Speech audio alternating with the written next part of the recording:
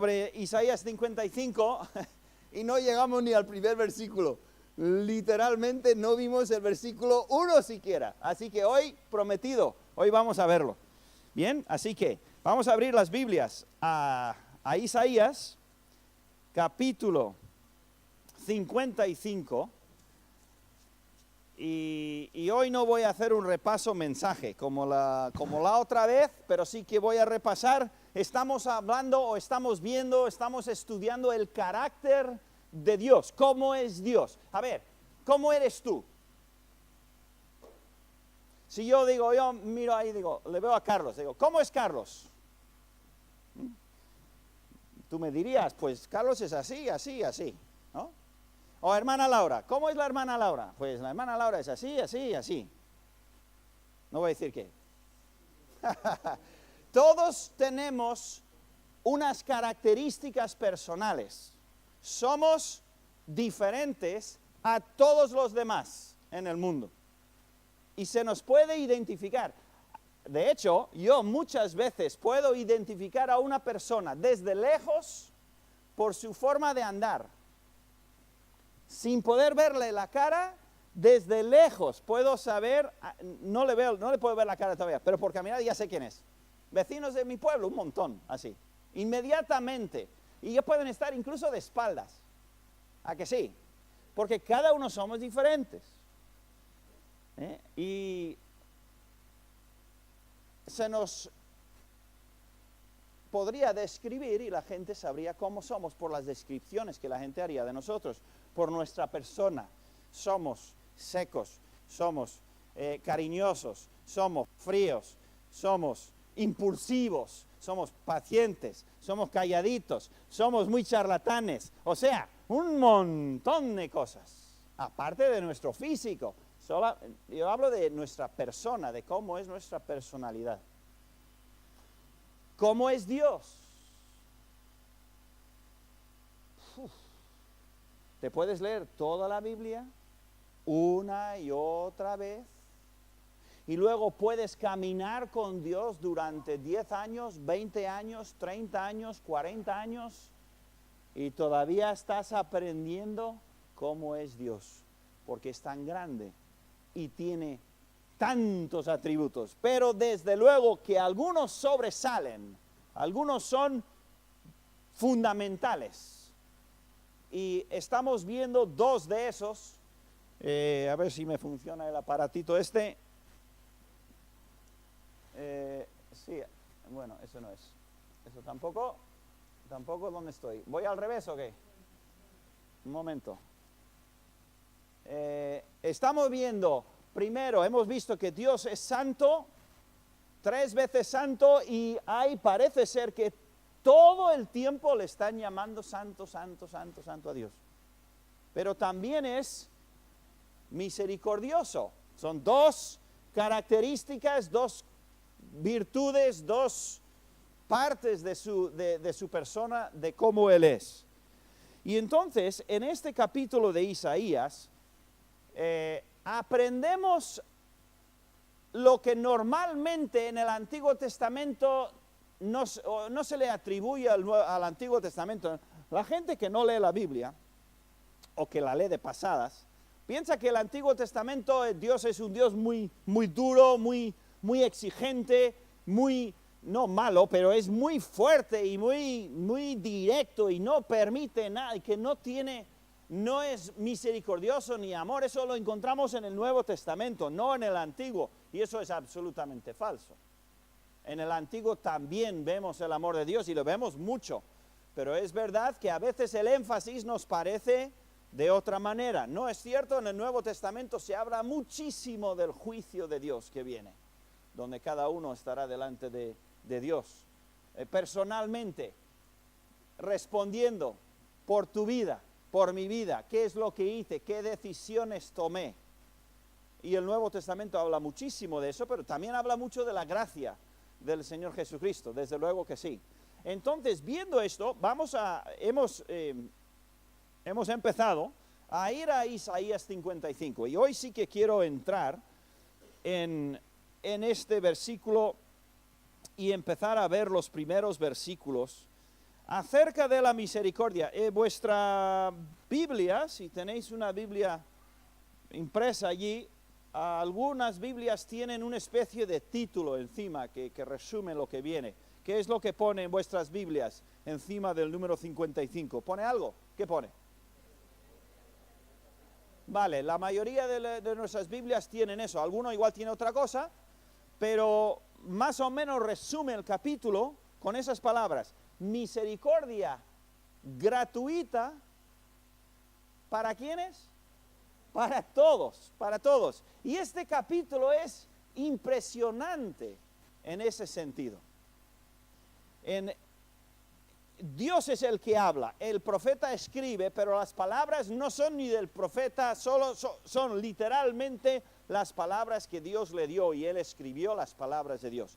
Y pone, y vamos a leer ya por fin, porque os lo he prometido, ¿no? Versículo 1, a todos los sedientos, venid a las aguas, y a los que no tienen dinero, venid, comprad y comed.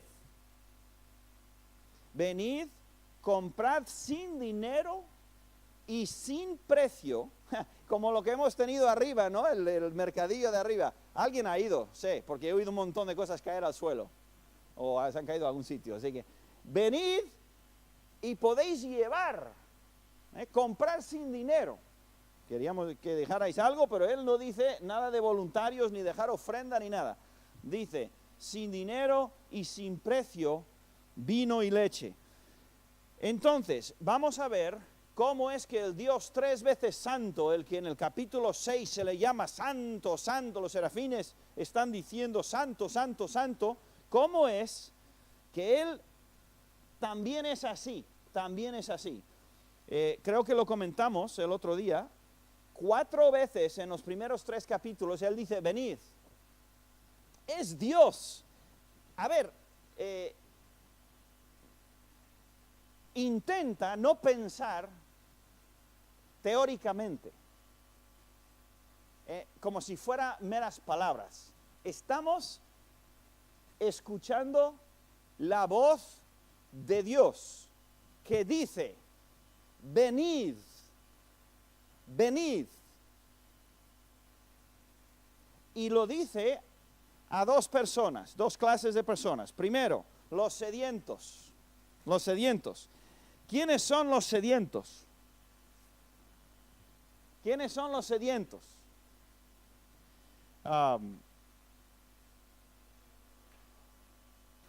Mira lo que dice Marcos. En Marcos capítulo 2, el Señor acaba de llamar a Leví. Y en Marcos capítulo 2, versículo 17, el Señor dice, al oír esto Jesús les dijo, los sanos no tienen necesidad de médico. ¿Es verdad, Ollane? Tú que trabajas en hospital. Los sanos no tienen necesidad de médico. Está hablando en general, quiere sacar una verdad. Sino los enfermos. No he venido a llamar a justos, sino a pecadores. No he venido a llamar, venid, no a justos ni a sanos, sino a pecadores. ¿Vale?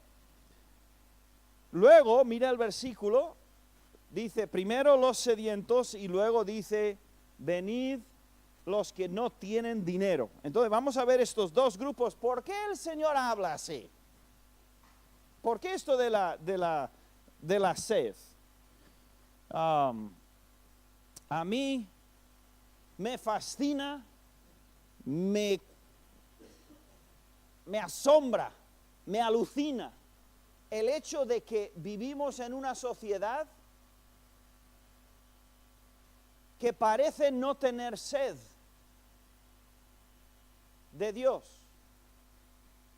De tal manera, nuestra sociedad, no estoy hablando del mundo, nuestra sociedad occidental, moderna, de la calle, tiene la apariencia o da la apariencia de que no tiene sed, de que no tengo ningún deseo más que de vivir mi vida de día en día y no tengo nada de interés en Dios, en absoluto le busco, nada de la vida después de la muerte no me interesa en absoluto.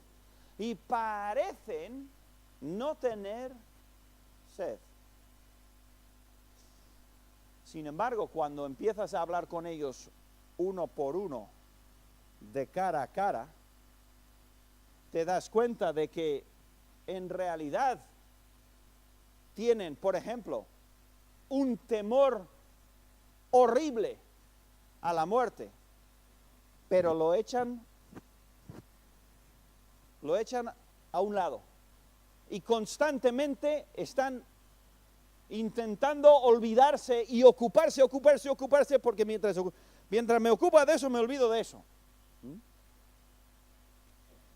Y te das cuenta de que están siendo bombardeados con un montón de enseñanza y filosofía, de manera que están tan ocupados que parece que no tienen sed. Pero los hay que sí tienen. Los hay que no están tan ocupados, no se han permitido tanta distracción como para no decir, a ver, ¿qué pasa aquí? ¿Qué hago yo aquí? Y los hay. En el Nuevo Testamento, en varias ocasiones vemos a personas que tenían muchísima sed que venía al Señor. En vez de ir, no vamos a ir a los pasajes por falta de tiempo, pero ¿os acordáis de Nicodemo? ¿Nicodemo tenía sed o no? Ya lo creo que tenía sed, tenía muchísima sed. Sed de respuestas, sed de quién es Jesús, sed de la vida eterna después de esta vida. Y era un hombre que aparentemente tenía todas las respuestas, era el maestro. Y todos podemos pensar en personas, ¿verdad?, que parece que no tienen ninguna pregunta, no tienen sed. Pero sabemos por la Biblia y sabemos por experiencia que hay personas que tienen muchísima sed, pero tú no lo ves. ¿Qué de la mujer samaritana? ¿Os acordáis de ella en Juan 4? ¿Tenía ella sed? Tenía dos, ¿no? Tenía sed normal, que fue al pozo, ¿no? Pero cuando llegó al pozo y estaba ahí el Señor Jesús, ¿qué es lo que sacó el Señor Jesús? Su sed espiritual. Y tenemos aquí dos clases de personas esta mañana, me imagino yo. Sería lógico, no estoy seguro, pero casi seguro. Tenemos personas que caminan con Cristo y tienen la salvación en su corazón y amáis a Dios y le seguís al Señor y habéis sido salvos por la gracia de Dios. Y hay alguna persona, posiblemente, que no, que todavía no ha puesto su fe en Cristo y no camina con el Señor, no le sigue cada día, no le conoce a Dios. Los dos pueden tener sed, y ahí está el tema. Los dos pueden tener sed. Uno tiene sed de su alma que necesita salvación. Pero ¿qué del creyente? ¿El creyente tiene sed o no tiene sed?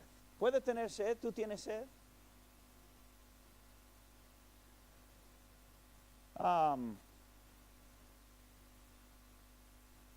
¿Qué clase de sed tiene el creyente? Más detalle. ¿Qué clase de sed tenemos como creyentes? Sed de conocer ¿qué? ¿Vale? Conocer al Señor, ¿qué más? De crecer, bueno, sí, parecido, ¿no? Crecer en el Señor. ¿Qué tal sed de compañerismo? ¿Hay sed de compañerismo o no? ¿Por qué venís?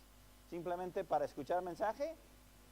¿Por qué venís a escuchar, o sea, a hablar entre nosotros, no? A tener comunión. Yo disfruto de la comunión con vosotros en la iglesia el domingo. Dios pone esa sed de comunión. ¿Qué más sed hay? Sed de caminar con el Señor cada día. ¿Qué tal sed de la palabra? ¿Alguien tiene sed de la palabra? Espero que sí. Madre mía. Cuando me levanto por la mañana, lo primero que busco es ¿qué? La palabra. Tengo sed de la palabra. El Señor dice, venid los sedientos. Y el Señor quiere que vayamos a Él, no a un lugar o a un programa, ni siquiera solo a la iglesia. El Señor llama a los sedientos, venid, y luego lo va a decir claro, venid a mí que yo soy lo que tú necesitas.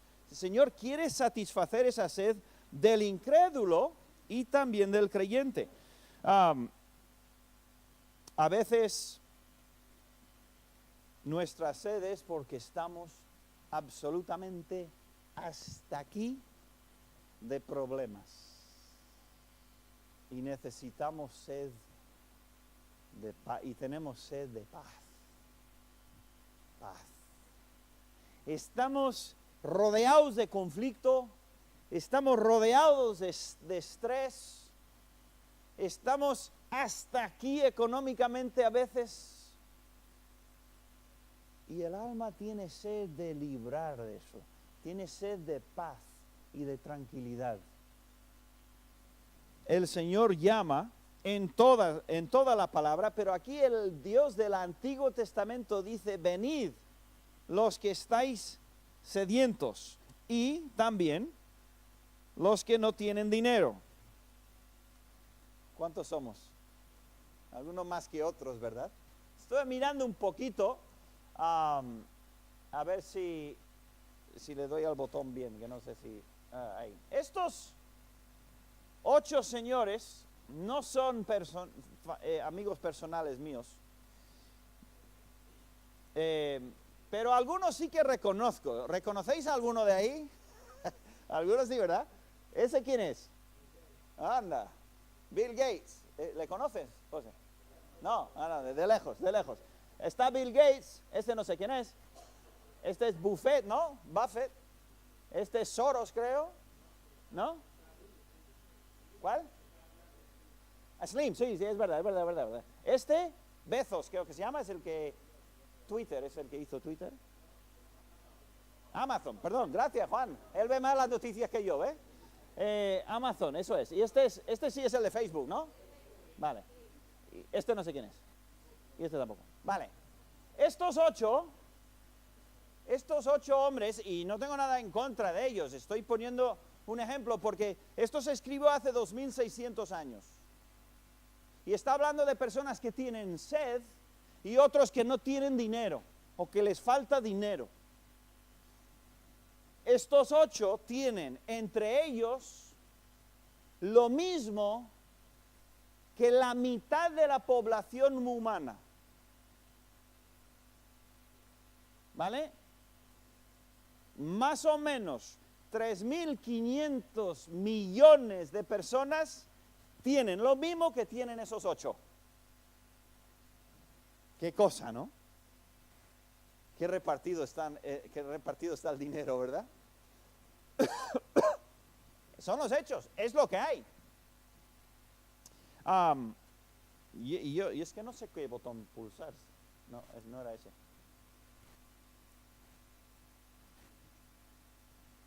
¿Cómo te gustaría vivir ahí? ¿Quién piensa que tiene un piso pequeño y que vives muy apretado? Esto es la India. Mira cómo viven. Mira qué barrios. Más o menos el promedio de lo que ganan es 1.300 euros al año. Al año. 1.300 euros viven con eso. ¿Cómo te gustaría salir de aquí y entrar ahí? Cuando decimos que somos pobres, todo es relativo, ¿verdad? ¿Quién aquí no tiene móvil?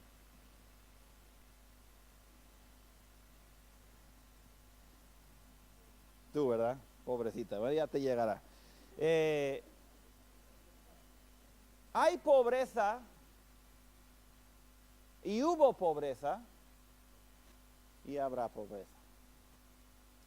Y el Señor, a Dios que es tan grande, todavía queda aquí el globo, el Dios que está por encima de todo, que esto no es ni un puntito en lo que Él ha creado.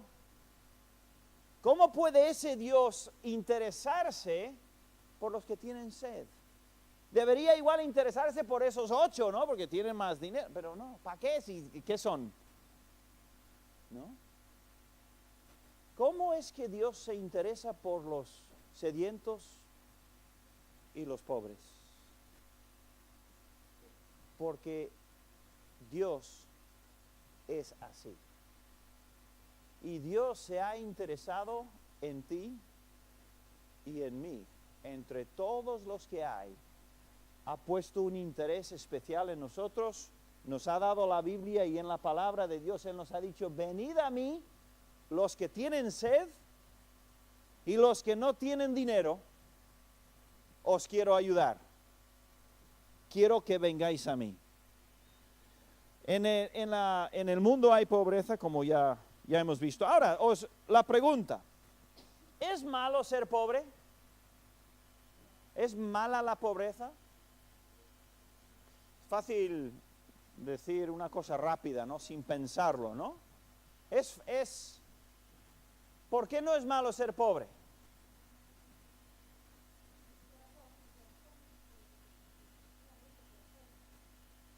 ¿Pero qué hay de...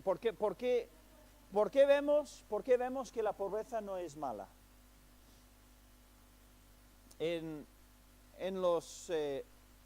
Esto es absolutamente cierto. No hay duda, no hay discusión, no hay debate.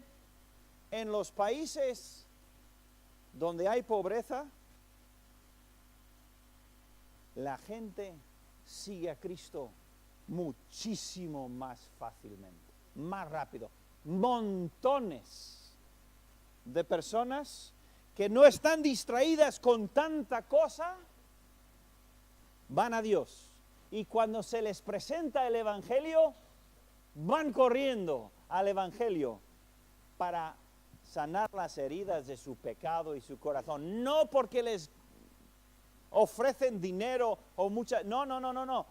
Totalmente aparte eso. Sus corazones, el corazón del pobre está más dispuesto, no enteramente, no todas, pero está más dispuesto a escuchar a Dios.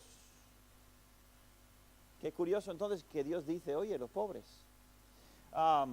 Hay versículos, sabemos, han hecho referencia, bienaventurados los pobres de espíritu, los pobres de espíritu, dice Mateo 5, pero fijaros lo hemos visto también en el versículo 15 del capítulo 57, porque así dijo el alto y sublime, el que habita la eternidad, este es Dios, y cuyo nombre es el Santo. Yo habito en la altura y la santidad, y con el quebrantado y humilde de espíritu, para hacer vivir el espíritu de los humildes y para vivificar el corazón de los quebrantados.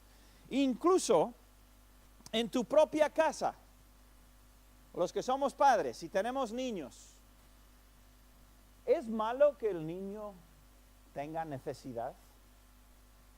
¿Qué pasa cuando a un niño desde el pequeño le das todo lo que quiere? Y no es pobre porque tiene todo lo que quiere. Igual no quiere un coche porque no lo valora. Pero todo lo que quiere, tú se lo das.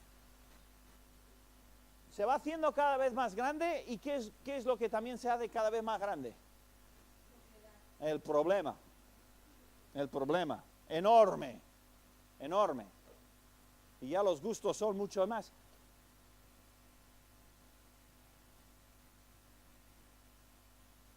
No es malo ser pobre,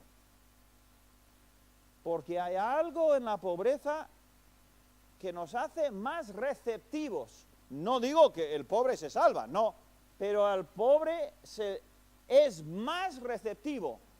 Y muchos que se crían en hogares donde tienen todo, nunca en toda su vida tienen el más mínimo interés en Dios. Ninguno. Nada. Cero. Quizás porque no son pobres. Entonces no es malo ser pobre. Ahora, eso es en el mundo. En Israel, vamos a ver solamente un versículo, hay un montón, pero en Israel el Señor veía de antemano el problema o el tema, y en Levítico 19 el Señor le dijo a Israel, mira, le dijo, cuando ciegues la mies de tu tierra, no cegarás hasta el último rincón de ella, ni espigarás tu tierra cegada, y no rebuscarás tu viña, ni recogerás el fruto caído de tu viña. Así que cuando estás recogiendo y se cae un racimo al suelo, dice, déjalo ahí, déjalo, no lo recojas. Dice, para el pobre y para el extranjero lo dejarás, yo Jehová, vuestro Dios. Luego en Deuteronomio 24, por solo poner un ejemplo más, lo dice un poquito diferente, pero en Deuteronomio 24, 19, cuando ciegues tu mies en tu campo y olvides alguna gavilla en el campo, no volverás para recogerla, sea para el extranjero, para el huérfano y para la viuda, se supone que más pobres, para que te bendiga Jehová tu Dios en toda obra de tus manos. Bien, en la iglesia o en Israel habían pobres y habían ricos, hace 2600 años. En nuestra iglesia y en toda iglesia, bueno, casi toda iglesia, hay hermanos más ricos, hermanos más pobres. ¿Qué debemos hacer? Poner todo el dinero en una olla y que cada uno coja lo que necesita, ¿que sí? ¿Sabes quiénes están a favor de eso? Los pobres. ¿Sabes quiénes no están a favor de eso? El elemental, mi querido Watson. Pero hay ricos y pobres. ¿Qué es lo que Dios quiere para el rico y para el pobre dentro de la iglesia como dentro de Israel? Para los ricos, sed generosos. Sed generosos. ¿Por qué? Por fe en el Señor. Sed generosos por fe. ¿Y el pobre?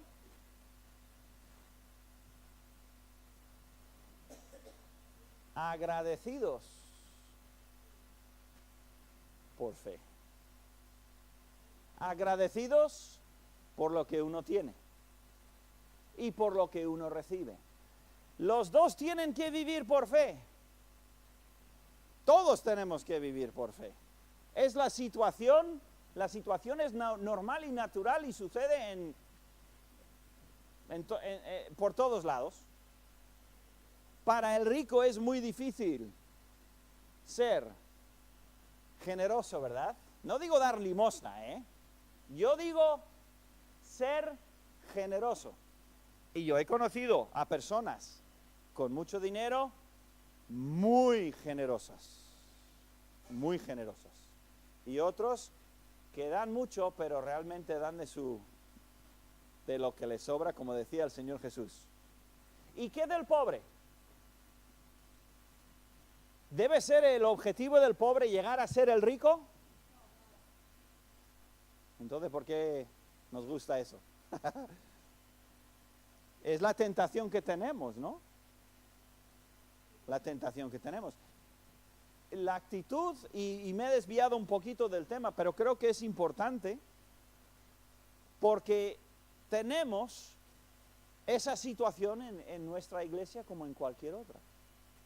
Y a veces puede haber malos entendidos porque no se entiende. En la iglesia, en el Nuevo Testamento, había una iglesia que se llamaba las iglesias de Macedonia, en 2 de Corintios 8, donde decían, la palabra explicaba cómo ellos en su pobreza eran una iglesia tremendamente generosa. Y a mí me encanta que nosotros seamos una iglesia generosa. No somos una iglesia grande y no somos una iglesia de gente rica como esos 8, pero podemos ser generosos por fe, dando a los misioneros, a las situaciones que hagan falta. Y doy gracias a Dios porque sucede muy a menudo. En Santiago 2:5 habla de ricos en fe. El pobre puede ser rico en fe. No hemos avanzado hasta donde yo quería, pero por lo menos hemos arrancado. Porque la semana que viene, Dios mediante, el Señor invita a 3 cosas, y vamos a ver un poquito la semana que viene. Dice, venid a las aguas, al vino y a la leche.